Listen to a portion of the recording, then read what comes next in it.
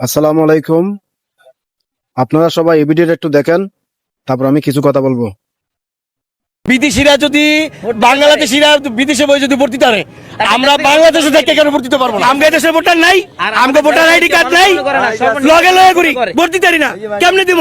এই যে সরকারি নির্বাচন আইছে, সরকারি নির্বাচনের ভিত্তিতে যে গাড়িগুলো ধরে রয়েছে, এগুলো ভোটার না, এই দেশের ভোটার নাই, ভোটার গুলো বাদ যাবো না? এই ভোটার গুলো কেন বাদ যাবো? পুলিশ ডিউটি করবো, এটাও ঠিক আছে। আমরা যে কেন্দ্রে যাবো ওই কেন্দ্রে আমাদের ভোট দেওয়ার অনুমতি দেওয়া হোক। আসলে কথা হচ্ছে যে ভাই, আমরা ড্রাইভার, আমাদের জন্মটা হচ্ছে মানে ড্রাইভার, সেজন্য আমাদের দুঃখ এত। আসলে ড্রাইভাররা কি মানুষ না? এরা কি ভোট দিতে পারবে না?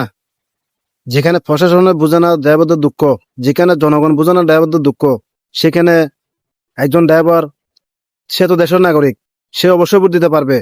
আমি আমার প্রশাসন ভাইদেরকে অনুরোধ করব, আপনারা আপনারা ড্রাইভারদেরকে যার যার ভোটার কেন্দ্রে সেখানে আপনারা ডিউটি দিবেন। যেহেতু আমাদের একজন ড্রাইভার ভাই, উনি দেশের নাগরিক, সে যেহেতু ভোট দিতে পারে, আপনারা এই ব্যবস্থায় করবেন। আর ভিডিওটি ভালো লাগলে সবাই শেয়ার করবেন। আসসালামু আলাইকুম।